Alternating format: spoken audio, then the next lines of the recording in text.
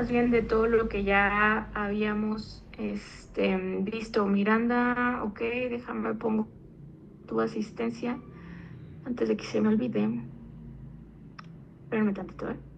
Vimos un repaso de lo que es nutrición, un poco de metabolismo, un poco de digestión, para empezar ya a meternos de lleno al tema de nutrición como tal. Ya listo, Miranda, ya te puse tu asistencia. Muy Gracias. bien, entonces comparto, sí, de nada, voy a compartir la presentación. Vamos a ver. También, disculpe, doctora, ¿Sí? creo que no aparecen las presentaciones en el Brightspace, nada más los Ah, libros. ok, ya lo checo entonces. Ay, quién sabe entonces qué pasó. Igual no las activé para que las puedan ver. Ahí voy, ¿eh? Espérenme tantito. Gracias. Sí, de nada. Ok, muy bien. Bueno, ahorita checo lo de las presentaciones para que ya no se nos vaya más el tiempo. Entonces, bueno, hoy vamos a hablar del cálculo de requerimientos nutricionales, pero para poder hablar de cálculo de requerimientos nutricionales tenemos que hablar primero de la composición corporal. Entonces, esta presentación está compuesta justo por composición corporal y antropometría.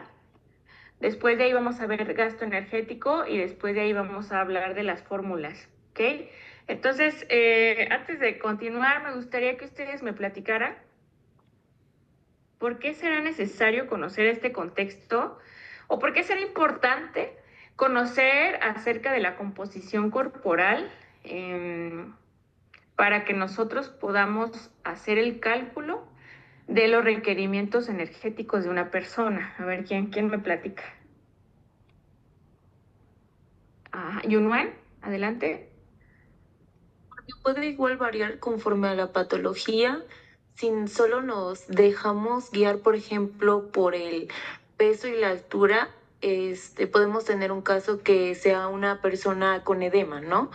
O que sea de enfermedad renal y que tal vez tenga otro tipo de requerimientos y que tendríamos que ser un poquito más específicos y darle como un tratamiento un poquito más particular en esos casos. Muy bien, me parece bastante pertinente tu comentario, porque sí, en efecto, cuando nosotros solo nos vamos por peso y talla, pues podemos cometer errores a la hora de querer calcular ¿cómo se llama? El requerimiento energético de una persona, ¿no? Ya específicamente hablando de patologías, podemos tener patologías que uno pudieran tener un requerimiento mucho mayor por la condición que se está viviendo metabólicamente hablando. Otro, tenemos patologías que nos pueden alterar la composición corporal justo por esta retención de líquidos. No pudiéramos hablar de enfermedad renal crónica, también pudiéramos hablar de pacientes con cirrosis o que también pues vamos a ver cierto grado de edema o un edema generalizado. Entonces, este tipo de cálculos, si nosotros no contemplamos como tal la composición corporal fidedigna o real, podemos sobreestimar el cálculo, ¿no?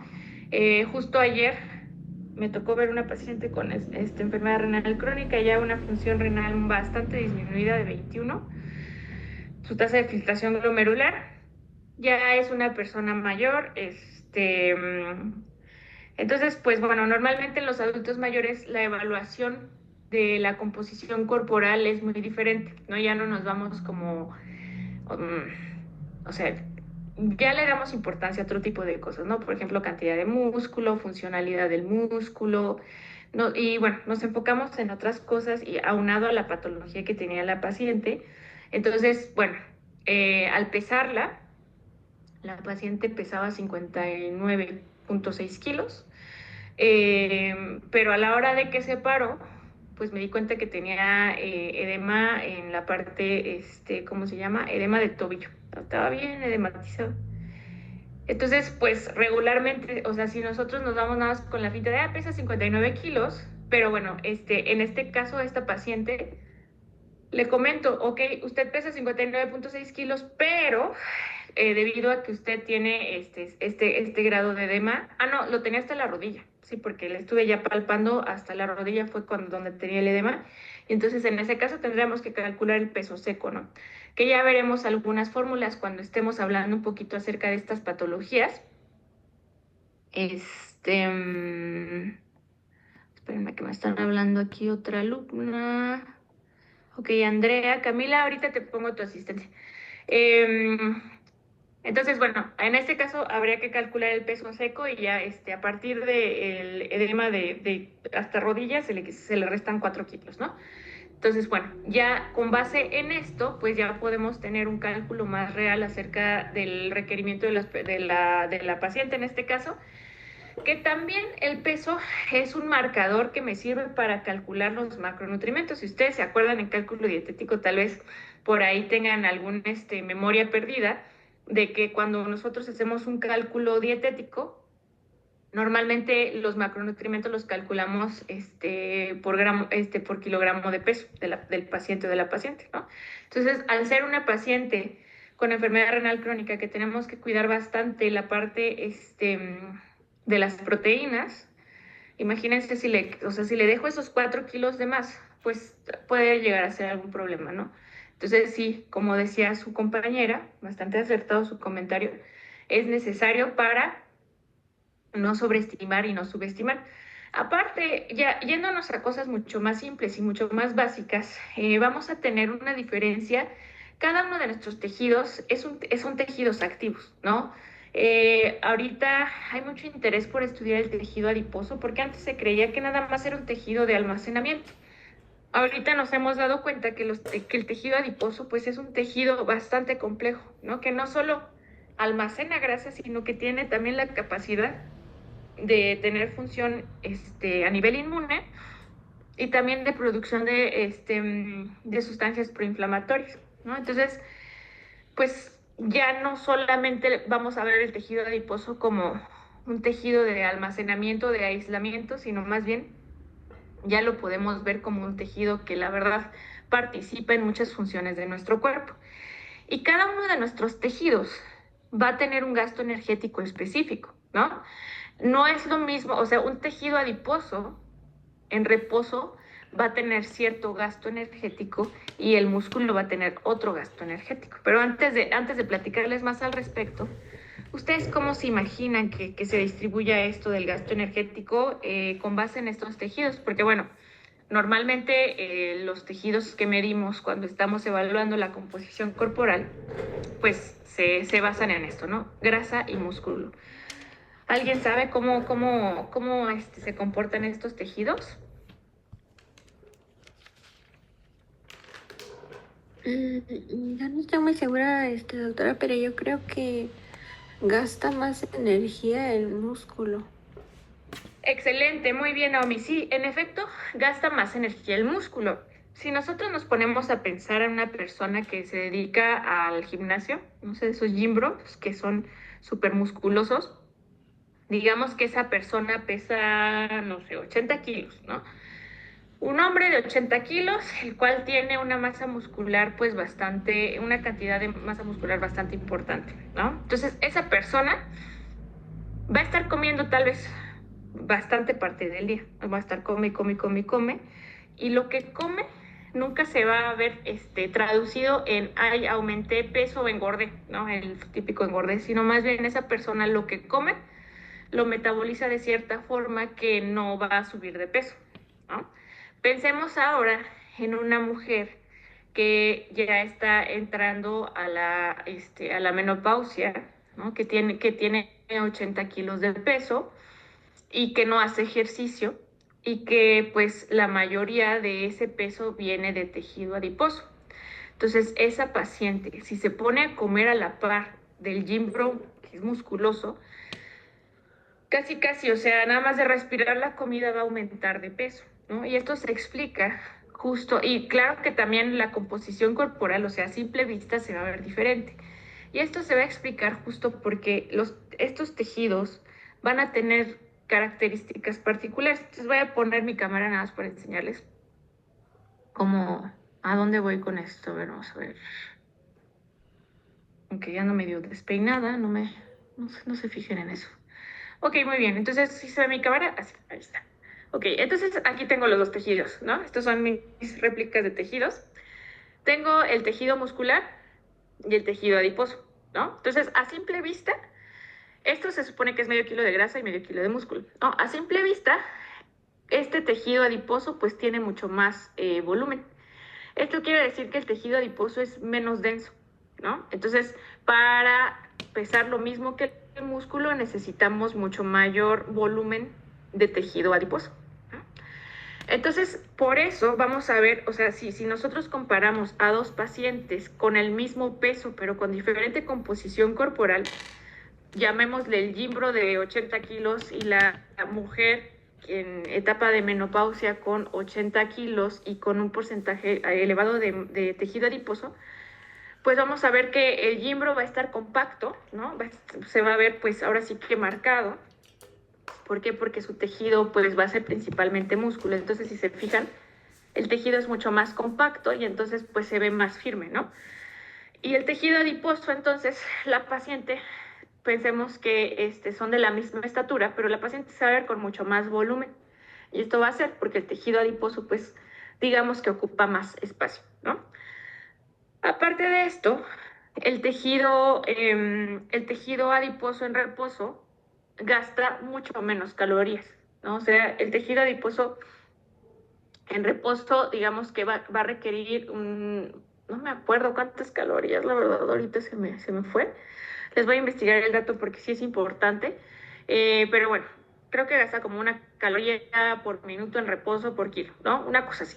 Y el músculo gasta 4 veces más, ¿no? Entonces, el músculo literalmente se va a estar chupando las calorías de la persona que la está consumiendo. Por eso el Jimbro, por más que se coma sus 10 claras de huevo, o sea, fisiológicamente no es algo saludable, ¿no? Pero calóricamente hablando, ese paciente se va a estar chupando todas esas calorías sin subir de peso, justo porque el músculo lo va a estar utilizando como medio de energía, porque el músculo es un tejido bastante demandante, pero aparte es un tejido bastante egoísta. Entonces es como, estas son mis calorías, esta es mi energía y la gasto para mí, ¿no? Entonces, ok, no sé si tengan alguna duda de lo que les acabo de explicar, No, doctora, gracias. ¿no? Ok, muy bien. ¿Alguien tiene algún comentario al respecto de esto?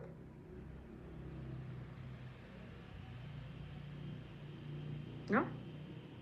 No, doctora. Ok, muy bien. Entonces vamos a seguir. Bueno, entonces vamos a hablar ahora sí, ya vamos a entrar en materia hablando de la antropometría. Me gustaría que alguien de ustedes me platique o si sabe algo o tiene alguna idea de qué es la antropometría, lo han escuchado por ahí, que lo recuerden, tal vez lo vieron en cálculo dietético. ¿Qué me pueden platicar al respecto? Carlos Alberto. Ajá. Pues básicamente la antropometría nos traduce como la medición de nuestro cuerpo, ¿no? En la cual pues vamos a poder estudiar tanto la estatura, el peso, algunas proporciones del cuerpo como la cabeza, la cadera, algunos pliegues cutáneos igual. Perfecto, muy bien. Entonces, el estudio de las medidas del cuerpo. Muy bien. Entonces, Miranda. ¿Ah? Pues sí, más o menos lo que dijo mi compañero, que según yo es, te miden tus pliegues de grasa, tanto abdominal como el femoral y de varias partes, y así te van sacando tu índice de grasa, según yo, para saber más o menos cuánto porcentaje de grasa tienes y de músculo. Y pues que es muy usado a veces con los deportistas, según yo. Justo, ajá, sí. Bueno, lo vamos a utilizar dependiendo del tipo de paciente, va a ser el tipo de medición que vamos a estar utilizando. Ajá, lo que más vemos es en deportistas. De hecho, hay certificaciones donde, pues, aprendamos a tomar todas las mediciones del cuerpo y justo va más aplicado a deportistas, porque en los deportistas necesitamos digamos, conocer la composición corporal, pero aparte de la composición corporal, también calculamos algo que se llama somatotipo, ¿no? el famoso somatotipo que se puso de moda en TikTok, pero por las razones incorrectas. Pero sí, justo en deportistas es donde más utilizamos la antropometría. Naomi, ¿ibas a decir algo? Quería preguntar algo, Ah, sí, dime. que si en este caso también se toma en cuenta la plicometría o si es aparte. Sí, la plicometría es parte de la antropometría, ¿no? Es una de las técnicas que tenemos. De hecho, vamos a ver que la antropometría vamos a tener un montón de técnicas para justo conocer la composición corporal, ¿no? Las mediciones del cuerpo, como decía su compañero. Dentro de ellas va a estar la plicometría. ¿Sí? Ahorita vamos a ver cada una de ellas. Okay, entonces vamos a ver. Bueno, la antropometría surge desde hace muchos años, desde las civilizaciones más antiguas, donde si ustedes se ponen a pensar, pues en ese momento no teníamos un sistema internacional de medición como lo tenemos ahora, ¿no? Entonces, pues teníamos que utilizar o valernos de algún instrumento para poder conocer la medida de algo.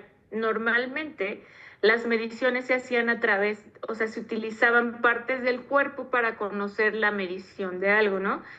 De ahí surge, por ejemplo, el pie, los codos, ¿no?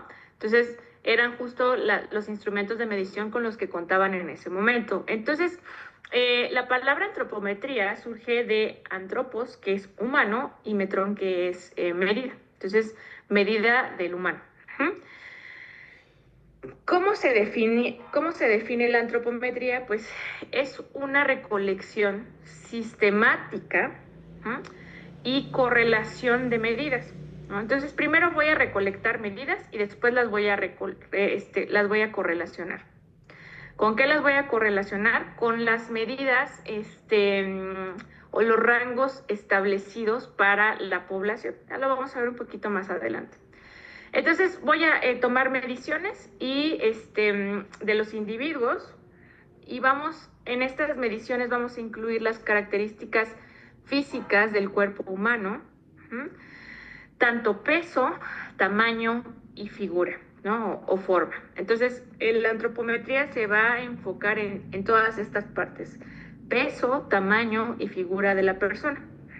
Entonces, por eso aquí la antropometría va a incluir la plicometría, va a incluir la toma de perímetros, va a incluir el cálculo del somatotipo, etcétera. Entonces vamos a tener una amplia gama de mediciones cuyo objetivo de todas pues va a ser conocer justo la composición corporal de un individuo, ¿no? Entonces, la antropometría incluye técnicas que pueden ser desde técnicas sencillas, técnicas que son baratas o que incluso no tienen ningún costo, hasta técnicas bastante costosas para poder evaluar o medir el tamaño y la composición del cuerpo humano y para poder interpretarlo o reflejarlo hacia el estado de salud de la persona, ¿no? Entonces, el estado nutricional de una persona se va a calcular a través de la composición corporal de la persona y entonces ese estado nutricional es el que me va a reflejar si esa persona tiene salud o no tiene salud, ¿no? Ok, muy bien. Entonces un poco de historia de la antropometría. La antropometría, como les decía, desde las civilizaciones antiguas, vamos a tener que, las medidas del cuerpo se utilizaban para representar la belleza, ¿no? O sea, en ese momento la simetría era importante, que de hecho todavía lo sigue siendo. O sea, por ejemplo, no sé si ustedes, bueno, yo estoy del lado del TikTok de señoras, porque ya soy señora. Pero bueno, en algún momento sacaron algunos filtros de simetría, ¿no? Y, o sea, pues se supone que entre más simétrica sea tu cara, pues más bella o más bello eres. Entonces, pues bueno, a mí la verdad me traumó bastante ese filtro de simetría donde si ponías, o sea, un lado de tu cara para ver cómo se empataba el mismo lado de tu cara y a ver si era simétrico y pues no, ¿no? O sea, el trauma ahí a todo lo que da, ¿no? Entonces, la simetría empezó, o sea, desde esos entonces, desde esos ayeres, se conoce que la simetría es importante para la belleza. Desde ahí se empezaron a utilizar diferentes medidas que, como les decía, utilizaban partes del cuerpo, ¿no? Por ejemplo, la mano, el pie, etcétera. Ya para el Renacimiento se empezó a utilizar las proporciones humanas para trabajo artístico, ¿no? Ya tenemos aquí los trabajos, por ejemplo, ¿cómo se llama? Del David, ¿no? Ay, esta figura, esta pintura que se me olvida cómo se llama, perdónenme lo inculta, pero la verdad del arte no se me queda. Si alguien sabe, ahorita puede decirlo. Y bueno, en este tiempo del renacentismo llega Da Vinci, que Da Vinci pues era una persona bastante inteligente, que en sus ratos libres le gustaba estudiar el cuerpo humano, entonces el hombre pues como que era demasiado extra, y entonces él a través pues se iba, ¿no?, a la morgue, y él, digamos que analizaba los cadáveres, pues o sea, como que los desmembraba y empezaba como a dibujar cómo se componía una pierna, cómo estaba la mano, y entonces pues muchos de sus bosquejos son justo de las partes del cuerpo que él analizaba de los cadáveres, ¿no? Ya de ahí, para para el siglo XX, empezamos a tener ya como tal descripciones de las medidas corporales de ciertas poblaciones, ¿no? Y entonces empezaron a darse cuenta que la altura o la estatura era una medida de salud, ¿no? O sea, se traducía en que, o sea, entre más alto eres más saludable. Y eso lo aplicaban como a ciertas poblaciones específicas, ¿no? Por ejemplo, a los soldados, o tal vez los esclavos les servían más si eran más altos, ¿no? O sea, es bastante funable la época, pero bueno, se utilizaba para estas cosas. Y de hecho, hoy día todavía o más bien ya se ha comprobado que la estatura, pues sí es una medida de salud. ¿Por qué? Porque durante el periodo de crecimiento de los niños, pues vamos a tener dos medidas, ¿no? El peso y la talla. El peso, cuando tenemos un peso bajo, pues se va a traducir en que el paciente o la paciente tiene una desnutrición aguda, ¿no? Una desnutrición que ha sido de un establecimiento repentino, ¿no? Pero si el paciente tiene bajo peso, pero aparte tiene una talla baja, ese paciente lleva una desnutrición crónica que viene cargando desde varios tiempos, ¿no? Desde varios meses o años. Entonces, justo si el paciente o el niño o la niña tiene una talla baja, entonces quiere decir que en algún momento de su vida tuvo una mala salud. Muy bien. Entonces, en ese tiempo también se empezaron a relacionar como condiciones sociales y ambientales con las mediciones antropométricas, ¿no?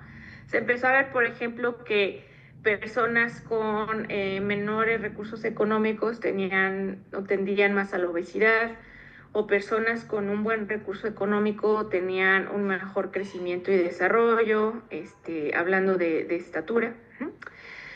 Pero bueno, llega en 1853, nace el padre de la antropometría, que es Alphonse Bertillon. Él no era médico, no era nutriólogo, no era enfermero, él era policía, ¿no? Y entonces él como que estaba en desacuerdo con el sistema de justicia de ese entonces, porque se daba cuenta que, por ejemplo, había, no sé, algún crimen, y digamos que ese crimen fue cometido por Chuchito Pérez, ¿no? Chuchito Pérez robó este pan, lo vamos a meter a la cárcel.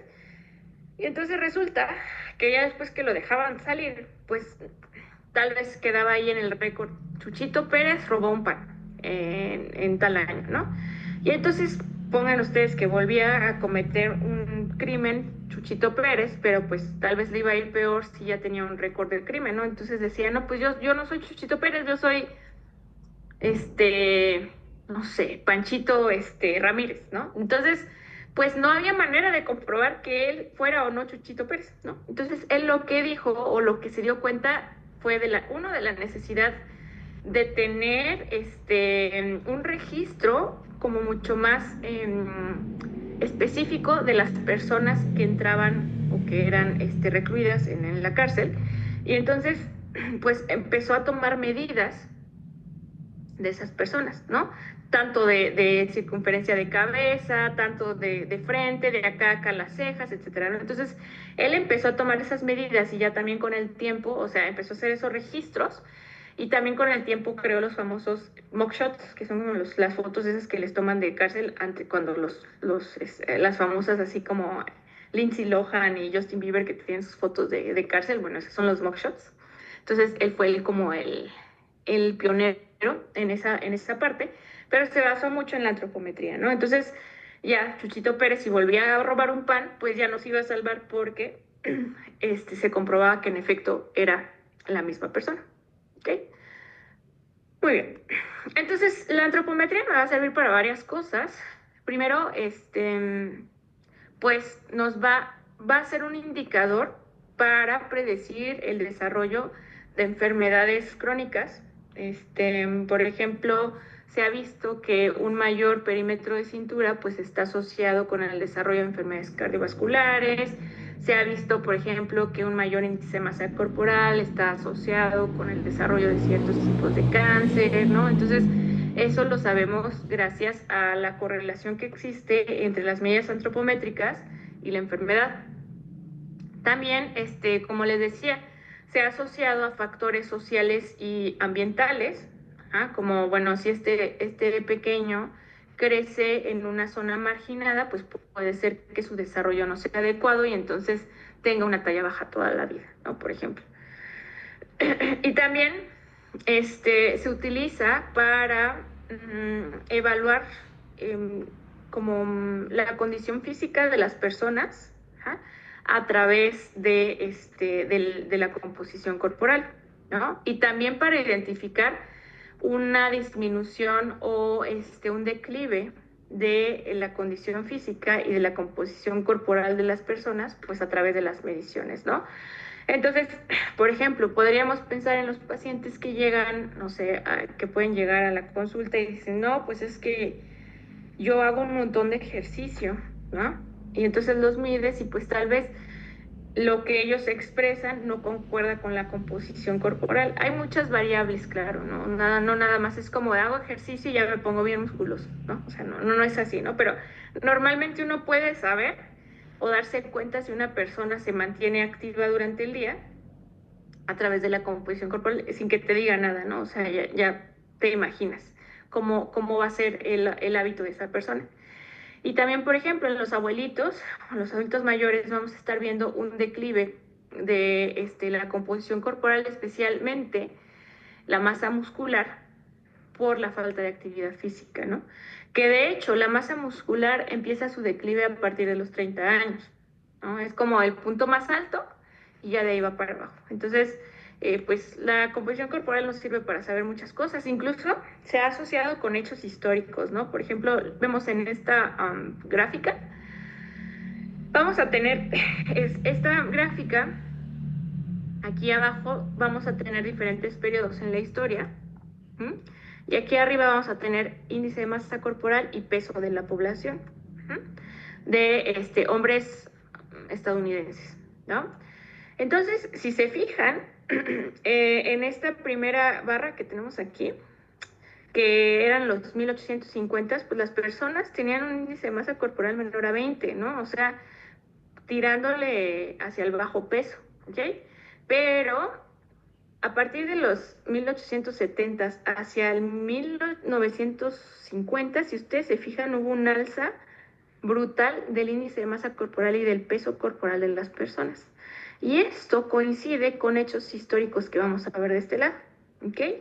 Entonces, vamos a ver que en 1886 se empezó la venta de la Coca-Cola, ¿no? Entonces, aquí vamos a tener un hecho histórico que tiene que ver con los refrescos. Luego, en 1913, se da la invención del refrigerador, pues entonces la gente ya tenía mayor disponibilidad de alimentos, ¿no? Pues ya los podían almacenar en casa y entonces pues ya la disponibilidad de alimentos era mayor. Luego, en 1916, vamos a ver que teníamos, que tuvimos la invención de la comida rápida, ¿ok?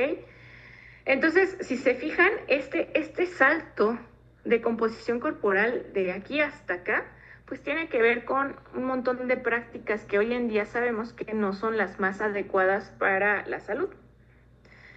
Ya después como que hubo un estancamiento, pero a partir de 1980, cuando hubo pues una recuperación, porque si ustedes se van un poquito a la historia, en estos años hubo bastante recesión en Estados Unidos, entonces pues tal vez ya no hubo como esta subida, pero otra vez en 1980 regresamos a este aumento de composición, perdón, de kilos y de índice de masa corporal.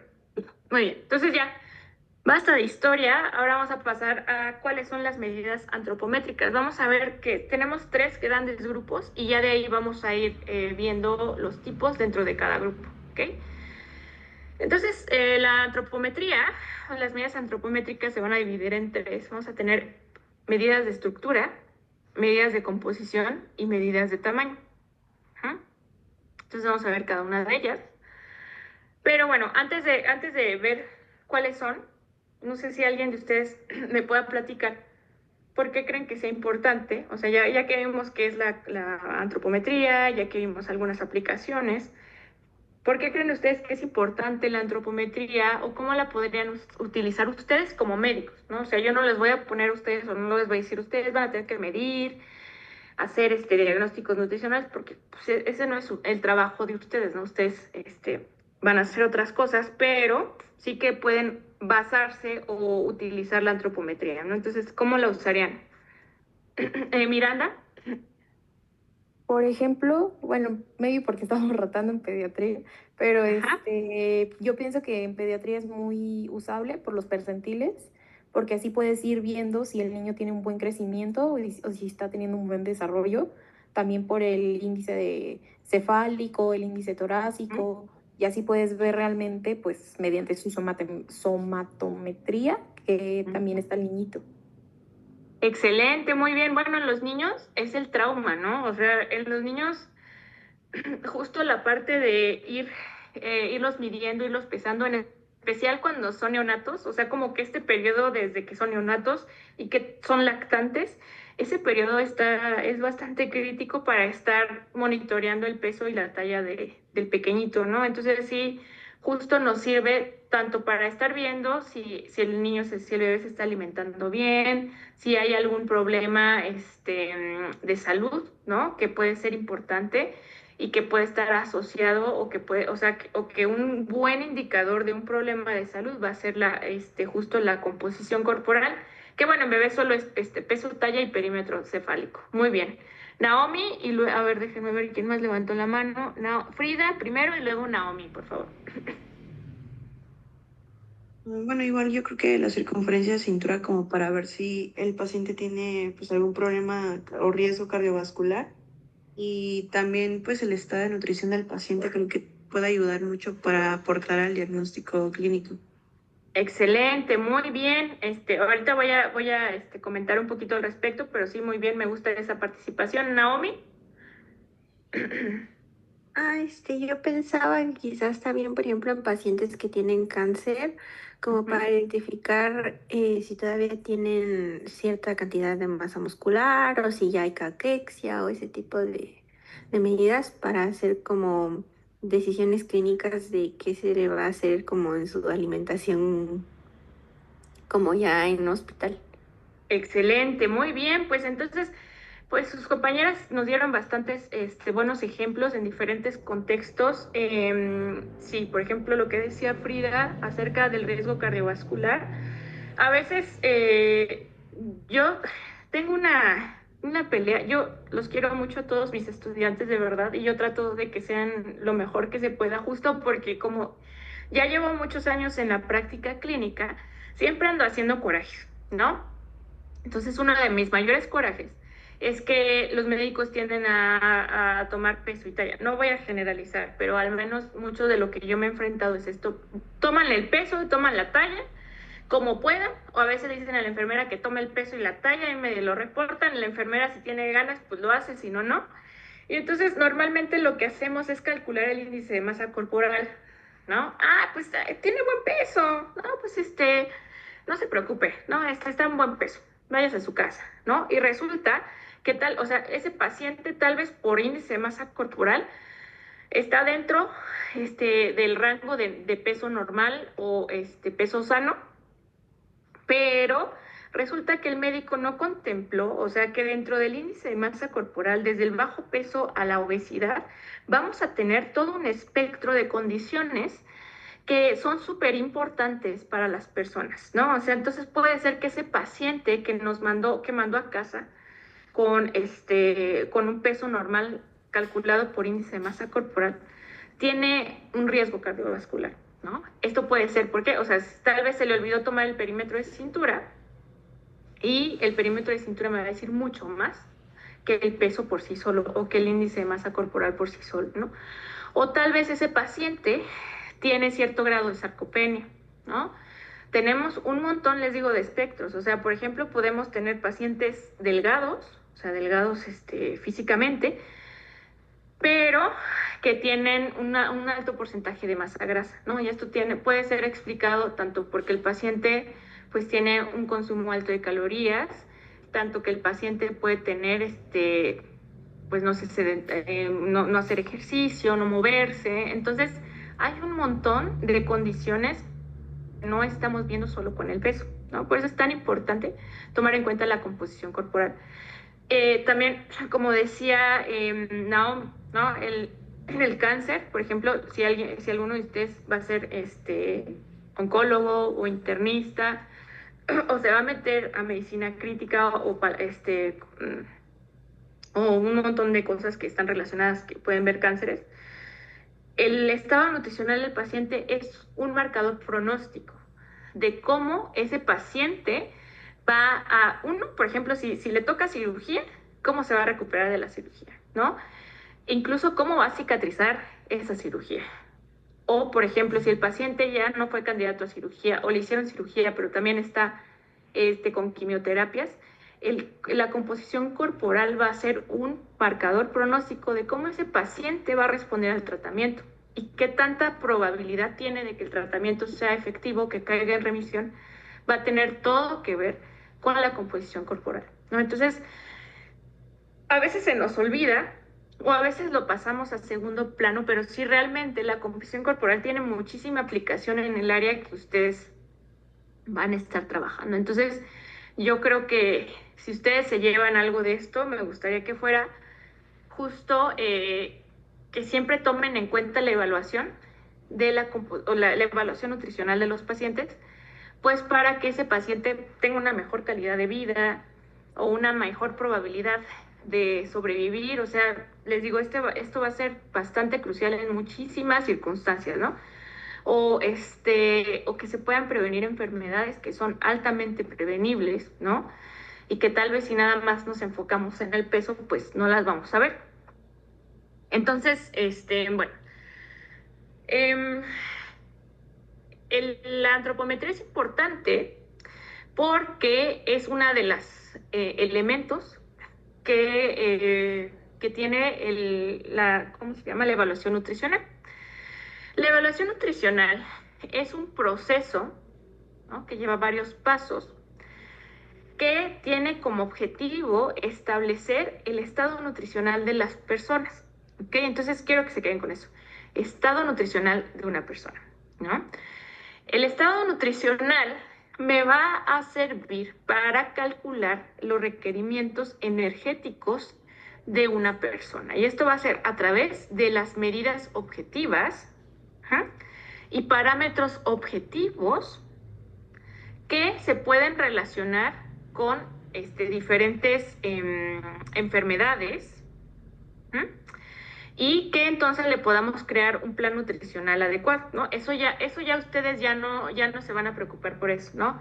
Pero ustedes sí que tienen que saber que la evaluación nutricional nos va a servir para poder nosotros tener o determinar el estado nutricional del paciente. Entonces, después vamos a ver cuál es el proceso de cuidado nutricio, pero sí nos vamos a fijar que son varios pasos, ¿no? Y uno de ellos es la antropometría. Entonces, la antropometría me va a dar la pauta para decir cuáles son los requerimientos energéticos de esa persona, ¿no?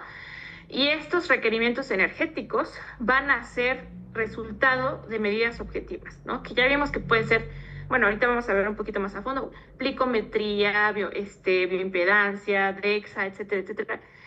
Y entonces, esta composición corporal me va a dar pauta a través de parámetros objetivos de decir, ok, este paciente tiene obesidad, entonces pues el cálculo de proteína, el cálculo de calorías, pues va a ser tal, ¿no?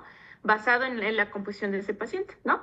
Y también va a estar relacionado con enfermedades específicas, como decíamos al principio, no va a ser lo mismo un paciente con enfermedad renal crónica o un paciente con cirrosis, o pensemos ya en enfermedades que me implican un alto gasto, ¿no? Por ejemplo, fístulas, pacientes quemados, pacientes con sepsis, que son enfermedades que demandan bastante energía al cuerpo y entonces pues tenemos que adaptarnos y alcanzar esos requerimientos para que el paciente no se vaya para abajo, ¿no?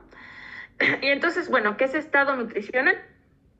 El estado nutricional es una condición del cuerpo que resulta de la ingestión, absorción y utilización de los nutrientes o nutrimentos, así como la influencia de las enfermedades o de los factores relacionados a las enfermedades. Pensemos en esto. Entonces, el estado nutricional es un resultado de la ingesta, ¿no? ¿Cómo vamos a relacionar la ingesta con el estado nutricional? A ver, ya habíamos hablado un poquito al respecto. ¿Alguien que se acuerde? ¿Qué pasa si ingiero lo que necesito? ¿Qué pasa si ingiero menos? ¿Qué pasa si ingiero de más? Es lo que había usted mencionado de cuando, por ejemplo, lo que se almacena en el glucógeno y en los adipocitos y es extra y si no, pues deficiencias. Justo, muy bien. Entonces, lo que comemos, vamos a tener, ya recordamos, vamos a tener diferentes vías para, una va a ser la utilización, ¿no? Para energía. Lo que no se ocupe, pues va a llenar las reservas de glucógeno y lo que no se ocupe como glucógeno se va a almacenar como grasa, ¿no? Entonces, sí, nuestro estado nutricional es el resultado de nuestra ingesta. Esto es algo que está relacionado totalmente, ¿no? Si tengo un paciente que consume 10,000 calorías al día, que sí los he tenido, o sea, y es que a veces no somos como, no nos damos cuenta de cuántas calorías nos comemos en un día, ¿no? Pues ese paciente va a tener un mayor depósito de adiposidad o de tejido adiposo, y pues esto va a estar directamente relacionado con su ingesta calórica, ¿no? Pensemos, este paciente que yo les platico, Naomi, sí, adelante. Sí, disculpe, dijo que una vía era como de uso o cómo fue el término que ocupó. Para energía, o sea, la primera vía es utilización para energía, ¿no? Ok, gracias. Sí, y de ahí, glucógeno y luego almacenamiento. Entonces, vamos a ver la comparación de dos personas, ¿no? Este paciente que yo les platico era un paciente que tuve cuando yo estaba todavía en la carrera, estaba haciendo mis prácticas y entonces pues cobrábamos 20 pesos la consulta ahí en el centro de consultas que teníamos ahí en la universidad. Entonces ese paciente llegó, yo me acuerdo que me traumé porque pues una de las cosas que nosotros hacemos dentro de la consulta nutricional es cuantificar cuántas calorías consume la persona para de ahí adaptar un plan nutricional, que en ese momento yo no sabía que me tenía que basar en las calorías que comía la persona, no en lo que le tocaba por gasto energético basal, ¿no? Entonces, esa persona comía 10,000 calorías, pero pues, o sea, la distribuía en, pues, bastante coca al día, Kentucky, o sea, muchas cosas así, ¿no? Entonces, yo me traumaba porque, pues, de acuerdo con lo que consumía y lo que le tocaba, pongan ustedes que le tocaban como unas 2,500 calorías y pues comía 10,000, entonces pues para mí era un trauma. Entonces, bueno, ya no me acuerdo qué pasó con ese paciente, le di su dieta, creo que nunca volvió, obviamente pues no, porque pues, en ese momento estaba yo bastante inexperta. Bueno, entonces, comparamos con Michael Phelps. Michael Phelps es conocido pues porque ser el mejor nadador del mundo, ¿no? Si bien no estoy exagerando, este hombre nadaba creo que 20 kilómetros al día. ¿no? Y su dieta consistía en 10,000 calorías. ¿No? Entonces estamos hablando de un gasto energético brutal, ¿no? O sea, 20 kilómetros al día. Suena tal vez poquito para alguien que tal vez haga, corra o haga bici, pero pónganse a nadar 100 metros, tal vez alguien que no nade, y que nade 100 metros, y de verdad es bastante cansado, ¿no? Entonces 20 kilómetros diarios, 10,000 calorías, ¿no? Pues entonces ese hombre lo que comía, pues lo gastaba, ¿no? Entonces, y su composición corporal, pues claro, o sea, si ustedes han visto una foto de Michael Phelps en sus momentos de competencia, pues es una persona muy alta, muy delgada, con músculos, digamos, no así muy, muy musculoso, pero unos músculos bien marcados, ¿no? Entonces, pues esas 10,000 calorías, claro que las utilizaba, ¿no? Entonces, nuestro estado nutricional va a ser un resultado de lo que ingerimos, pero aparte también de lo que absorbemos, ¿no? Pensemos en una persona que tal vez come lo que necesita, pero tiene problemas de absorción. Puede tener intestino corto, puede tener tal vez alguna resección de intestino, ¿no? Entonces esa persona tal vez coma, pero no va a absorber lo que come, ¿no? Y también de la utilización de los nutrimentos. Entonces, todo esto va a influir, y aparte la enfermedad, ¿no? Como les decía, o sea, hay enfermedades que tienen un alto gasto calórico, que son muy demandantes para el cuerpo. Y hay enfermedades, pues, que no nos implican ningún gasto, ¿no? O sea, que el paciente no necesita calorías extras. Entonces, van a ser todos estos factores que se van a concatenar para que nosotros podamos decir tantas calorías necesita este paciente, ¿ok? Muy bien. Entonces, ya nada más vamos a hablar rápido de las mediciones de tamaño. Vamos a hablar del peso. El peso, si ustedes lo buscan, la definición de peso en el diccionario, van a ver que es la fuerza de un objeto, o sea, la fuerza que actúa sobre un objeto debido a la gravedad, ¿no? Bueno, ese no es la definición de peso que queremos. Si ya nosotros hablamos más bien, o sea, si nosotros ya tenemos el término correcto, que sería masa, o sea, a nosotros lo que estamos hablando es masa, no estamos hablando de peso, estaríamos hablando de la cantidad de materia contenida en un objeto, ¿no? Pero específicamente, si nosotros hablamos de peso corporal, la definición de peso corporal va a ser la suma de todos los tejidos, ¿ok? Entonces, la definición con la que yo quiero que se queden es suma de todos los tejidos, ¿ok? Porque sí, justo nuestro cuerpo es un conjunto de tejidos activos que pues todos aportan cierto peso, y en general, o sea, y el conjunto de todos esos tejidos va a ser el peso corporal, ¿ok? Entonces, bueno, el peso va a ser la primera medida. ¿Cómo se utiliza? Cómo se mide el peso. Bueno, primero necesitamos una báscula, ¿no? Pero para tomar el peso vamos a requerir ciertas condiciones para poder tomar un peso lo más cercano a la realidad, ¿ok? Entonces, ¿cuáles son las condiciones en las que tiene que estar el paciente para poderlo pesar? Bueno, vamos a tener ropa ligera, sin zapatos, ¿no? Tiene que ser, el peso siempre se toma a la misma hora, ¿ok? Ahorita les voy a explicar por qué. Y después de una visita al baño, ¿ok? Si el paciente quiere hacer pipí o quiere evacuar, ese paciente tiene que hacerlo antes de pesarse, ¿ok? Uno, la hora. La hora de peso es bien importante, porque no es lo mismo pesarse luego, después de levantarse, a pesarse ya en la noche, ¿no? Porque durante el día, cualquier cosita que nosotros comamos va a alterar nuestro peso, ¿ok? Entonces, no hacer lo mismo pesarme en la mañana a que si ya me tomé 3 litros de agua, 1 litro de coca, 2 litros de café y una hamburguesa del Carl's Jr., ¿no? Entonces, siempre tiene que ser a la misma hora, preferentemente en ayunas. Después de una ida al baño, ¿por qué? Porque, o sea, ¿cómo se llama? La orina que estamos ahí almacenando, pues es un peso extra. Entonces, y es extra porque es externo a nosotros, o sea, bueno, no es externo a nosotros, pero digamos que no define lo que pesamos en sí, entonces por eso tiene que ser después de ir al baño. Si el paciente no se puede mover, no se puede parar para pesarse, tenemos algunas opciones, como asientos con báscula O también tenemos camas con báscula, ¿no? Pero esto ya es hablando primer mundo. Normalmente, si nosotros no podemos tomar el peso del paciente, pues si ustedes están haciendo su servicio, su internado, pues no van a tener, a menos de que estén en un instituto así carísimo de París o ¿cómo se llama?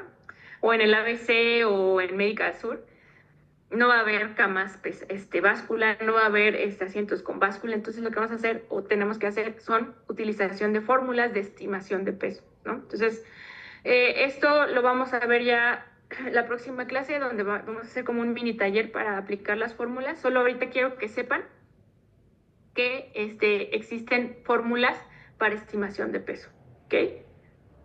Muy bien. Entonces, ahora la altura es la medición desde la punta más alta o la parte más alta de nuestro cuerpo hacia la base, ¿no? Entonces, desde la cabeza hasta el pie, ¿ok? ¿Cómo se mide? Es bien importante saber cómo se mide la altura porque igual aquí hay un montón de errores de medición, ¿no? Muchas veces, o sea, la altura sí he visto que siempre hay como mucha discrepancia de que, ay, yo medía tanto y aquí medí tanto y allá me midieron tanto, ¿no? Y esto es por la forma en la que estamos tomando la estatura. Entonces, la herramienta para tomar la estatura se llama estadímetro. Y entonces el estadímetro, pues va a tener una base. Hay algunos de pared que ya no tienen la base, que nada más tienen como esta cosita. Pero bueno, la idea aquí es que el paciente, uno, no traiga zapatos, no traiga chongo, no traiga peluquín, nada, ¿no? O sea, tiene que estar cabello suelto, o sin gorra, sin sombrero, etc. Entonces, lo que tenemos que hacer aquí es que el paciente tiene que estar en la posición más erguida posible, y vamos a tener 3 puntos importantes donde vamos a ver si el paciente está bien colocado. Entonces, el primer punto es que los tobillos tienen que estar pegados a la pared o a la base del estadímetro. Bien pegados, así, bien firmes. Ahora, después, al pegar los tobillos, los glúteos también se van a pegar. Entonces, tienen que haber, también tienen que estar pegados, y la parte de los omóplatos en la espalda también tiene que estar pegada. ¿Cómo sé que el paciente está bien parado? Porque vamos a tener esta reflexión que se llama, que vamos a hacer un ángulo de 90 grados respecto al suelo. Si nosotros nos fijamos, la oreja, este plano de la oreja y los ojos tienen que estar en 90 grados sobre el suelo. Y entonces la cabeza, en automático, también se va a pegar a la pared o a la base del estadímetro, ¿no? Entonces, esta es la manera correcta de tomar el peso. La estatura, ¿ok? Entonces, cuando no tenemos acceso, o sea, puede ser un paciente adulto mayor con escoliosis en silla de ruedas, algún paciente en silla de ruedas en general, que no podamos tomarle su estatura, vamos a tener también fórmulas de estimación. Estas fórmulas de estimación, la que normalmente se utiliza nada más la altura de rodilla, ¿ok? Entonces, a través de la altura de rodilla tenemos diferentes fórmulas que van enfocadas a hombres, mujeres y raza negra o raza caucásica, ¿no? En este caso, pues, no hay como para latinos, pero podemos utilizar la de raza caucásica, ¿no? En el caso de que el paciente no se le pueda tomar la altura de rodilla, tal vez el paciente está en silla de ruedas porque no tiene piernas, y eso es una realidad, ¿no? Y entonces, pues la estatura la tengo que estimar de alguna manera. Entonces, esta es la altura de rodilla. Les voy a mandar un videito para que sepan cómo se toma. Pero bueno, si el paciente no tiene piernas, tenemos que utilizar la media envergadura. Se supone que si ustedes extienden sus manos y toman la medición del dedo del medio de un lado hacia el otro, va a medir lo mismo que lo que miden ustedes de estatura. Entonces, la media envergadura va a ser desde la parte media del esternón hacia el dedo medio, ¿no? Esa es la media envergadura. Y entonces, con base en esto, podemos hacer también el cálculo de estatura, ¿no? Entonces, tenemos esas dos opciones. ya veremos alguna aplicación la próxima clase. Vamos a hacer un mini tallercito para que lo aprendan a aplicar, ¿ok? Entonces, bueno, vamos a dejarlo hasta aquí. Naomi, ¿sí? Otra duda, doctora, disculpe. Sí. ¿Es lo mismo de lo del estadímetro que menciona de lo de los puntos de contacto? ¿Es lo mismo cuando se hace con una de esas básculas que tienen también para medir? Ajá, sí, de hecho sí se tiene que hacer, o sea, tenemos que fijarnos justo que, o sea, lo más fácil o el punto así fijo, seguro que tienen que tener es los tobillos pegados a la base del estadímetro. Ajá. Tú dices de las básculas esas que son como la seca, ¿no? Que se mueven un poquito. Ajá. Esas básculas es difícil, pegar los pies hacia la base del estadímetro. Es un poquito difícil, ¿no? Pero si te fijas, esas básculas tienen son como un rectángulo la base donde los pacientes ponen los pies. Entonces, ahí lo que tenemos que hacer es que los tobillos estén lo más pegados hacia la orilla trasera de ese rectángulo. Ahí es donde vamos a tomar la medición. Ajá. Y lo más derechito que se pueda. Sí, porque ahí sí no se pueden poner hasta atrás en la base. Sí, no, ahí sí es más difícil. Ok, gracias. Sí, de nada. ¿Alguna otra pregunta que tengan, chicos?